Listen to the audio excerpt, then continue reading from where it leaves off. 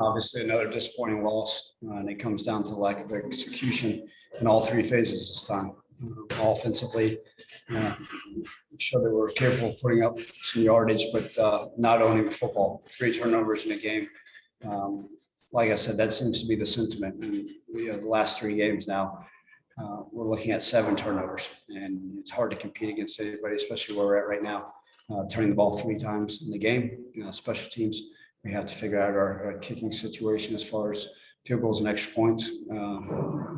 Got to continue to look into that and figure out who's going to give us the best chance where we can even make extra points. And then defensively, just too many big plays, right? That was the story of the night, put together some decent stops and played soundly for the most part. But then all of a sudden, whether it's the drive right before halftime or the missed tackles, allowing for big runs and some big pass plays as well. So we've got a lot of things we got to get fixed. It's a short week.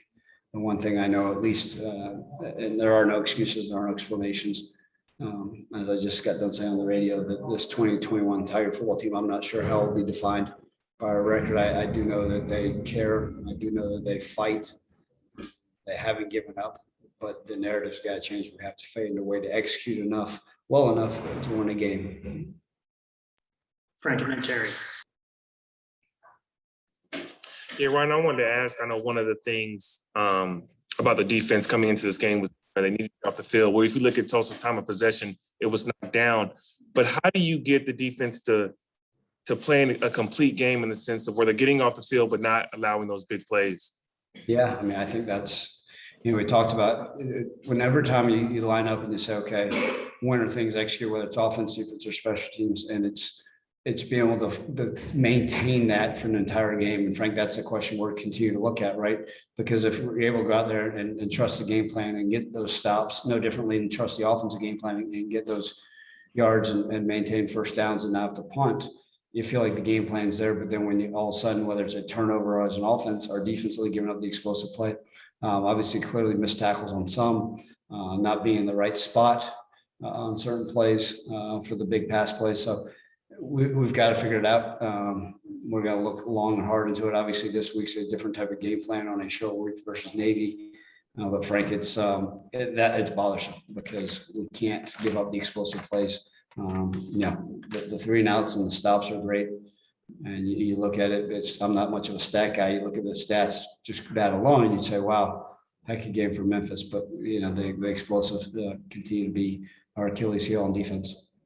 And then offensively, in that first half, the offense put together some really good drives, but a few of those, were empty trips in the red zone. Or what was going on at the end of those drives that kind of caused the offense to stall a little bit? Yeah, anytime you get in that what I call the red zone or the tight zone, Frank, we just we practice it. We got to execute better. Obviously, the field shrinks and gets condensed. We missed a few passes. They were blitzing a little bit more, and we weren't able to maintain the run game down there. In the tight zone, we got to continue. That's one of those areas that we've made a focus that we need to improve upon. And then obviously coming away empty-handed with 2 missed field goals, and then obviously the missed extra point. Hey, Coach, there's another tough loss. What do you say to your team to get them back on track the way they can play to their potential? Yeah, I addressed them in the locker room, and I said, again, no one wants to hear this narrative again. I'm proud of their effort. I'm proud of their fight, but we've got to execute better. And I said that, it always starts with me, but we know that we've got to find ways to. And look, Terry, we talk about the keys to victory in every game these games that we played have been owning the football. We haven't been able to do that. And until we don't turn the football over, it doesn't matter what we do. And then obviously the kicking game, and then defensively, the explosive plays. So I know these guys, look, I don't think our guys laid it down and said, we're going to quit. We're not going to push forward. We're 3-3. We started off 3-0 and then lost the last 3. We've got to find a way to stop this bleeding. And they know we got to get back at home here in a few hours and get back to work. And that's all they know. And that's all I know. They are frustrated, they're hurt, they're angry, they're sad, all those things they should be, rightfully so, and I am too.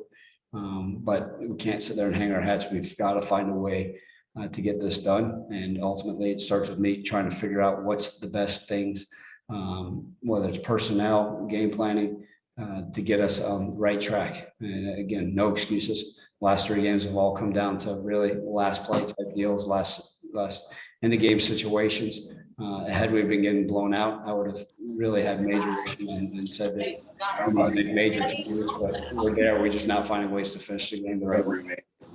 Hey, and what did you say to the referees on those 2 obvious defensive pass interference calls? I had some choice words for them, but I'm not here to discuss officiating. They call what they call. Like I said, the last few weeks, we've got reports back apologizing or saying that they made the wrong call on some of the pass interferences. And I guess my guess would be, it would be the same thing. The official told me that they're allowed to put their hands in a defensive player's face mask, but that is what it is. We should never put ourselves in this situation where it's coming down to the last play like that. Had we executed a little bit better earlier. Evan. Ryan, you guys now have a short week coming up, and you mentioned these issues and you guys need to fix these issues, but how concerned are you now that there isn't as much time as you guys would like to try to fix these issues before you face a Navy team that is going to run the ball just like Tulsa did? Yeah, you're exactly right. It is a different type of game to prepare for, Evan. And with it being a short week, there's not going to be as much, our guys are a little bit banged up, and it's not as much time on the field as much as it is the mental aspect of it. But anytime you're facing a triple option team, you also have to rep it, right? You can't just sit there and talk about it on film and expect to go out and execute it on Thursday night. Given the fact that it is a different type of team to prepare for, we have a set thing that we want to run versus them and some different things that we need to do. But I'll be looking at, after I put this game to bed here in a few hours, watching on the flight, and then just roll right into the office and get to work on Navy. But how do I, the things that we can fix, we will. I'm going to constantly talk about ball security until we get it fixed. And it's got to be one of those things. It's unacceptable. It's not okay. No excuses for it, but we've got to find a way to own the football, or else it doesn't matter who we play. On that note too, Ryan, I mean, to go back to my question specifically, are you concerned that there isn't much time this week to try to maybe fix those things? You're going to have to hope that these guys get it right, or, Yeah, I mean, there's nothing I can do within this short time frame to be able to fix the ball security issue. We're just going to have to simply come down to, in my 23-year career, there's no magic formula for owning the football. There's no drill that's been done. I've studied, and I will continue to search to the end of the earth to find ways that we can own the football better, but we're just not doing it right now. And, so that's got to come back. And then, look, we've got to put together a great game plan to be able to stop the triple option, right? We know it's going to be they're going to try to own the football themselves and try to run the clock. And we know there's going to be limited opportunities as an offense to put points on the board. So we got to execute every time we can. I don't worry about us being able to execute as an offense. It's just, we can't shoot ourselves in the foot. And that's kind of been the narrative in our losses. And on that note, Ryan, you were on the team 3 years ago where you guys had a losing streak and were sitting at 500. How do you lean on that to try to keep these guys from not getting down, not getting too hard on themselves? Because these games have been close, but what can you lean on as a coach from that 2018 team that was sitting at 4-4 and kind of in that position where it's kind of, where does the season go from here? Yeah, no, you're exactly right, Evan. I was here when we were 4-4, and it was very similar feeling in the locker room, right? To what are we going to do? And the guys are pressing, everybody's pressing to try to find the answers. And I'm going to discuss that with them in our team meeting tomorrow. Hey, look, and I just got done, literally 10 minutes ago, just telling them, hey, we're 3-3. We've got to decide what direction we're going. But I told them, if I know this Tiger team, that they're going to keep fighting because they are a bunch of fighters. They do care. It means the world for them to go out there and do things. Before every game, I talk to them about representing the name on the front of their shirt and the name on the back. And I've told you guys that before. But the 74 men that we traveled here with, I know that they're going to continue to fight their tails off to find ways to execute better, to find ways. And again, and plus all the coaches, we're all going to go and say, what can we do? And what I love is we got a guy like Calvin Austin who's playing his absolute tail off at the highest level who loves this program, who loves Memphis, who loves his coaches, who loves his brothers. And the first thing he said, I gotta get better. And those are the type of men that you have in your locker room, that you've given yourself a darn chance. And so, am I frustrated? Absolutely. Am I pissed? Absolutely. Am I angry? Oh, yes. But I've got to look at myself in the mirror and say, what can I do to get better? And how can I help put our players in a better position so they can succeed? And like I said, we've got the men that are hurting in this locker room understand the exact same thing. WMC.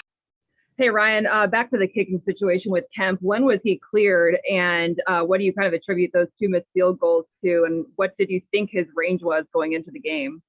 Yeah, he was cleared a couple of weeks ago. He was able to kick, in practice. His range, I saw him kick, plenty in high school. We thought that at some point, maybe, if we went to the 35 going towards the complex that he could make it. We tried the long one, then also the 25 going away from the complex, given the wind situation. Look, I'm not saying here to judge the psyche of a kicker, but all I know is that he's supposed to make kicks and he didn't make them. And that's disappointing. Obviously, we'll try Joe Doyle again.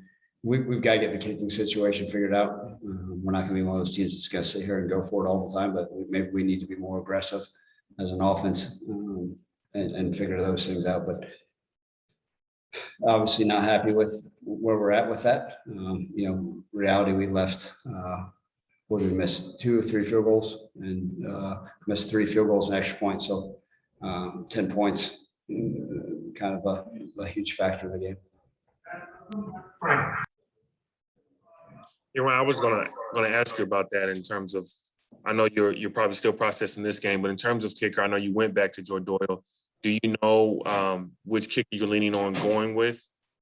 I have no idea. I mean, it's right now, I'm obviously not pleased with either of them. Look, we've got to find a way. We've got to find the answer there, and we'll judge it in practice. Obviously, I think we're probably only going to have one on the field practice given the short week. So maybe Tuesday we'll figure it out. I'll rely on our special teams coordinator to tell me what the best answer is there. Last one for Brian. Hey, Coach, I think this is the 3rd game in a row that Sean Dykes has caught every ball that's thrown to him.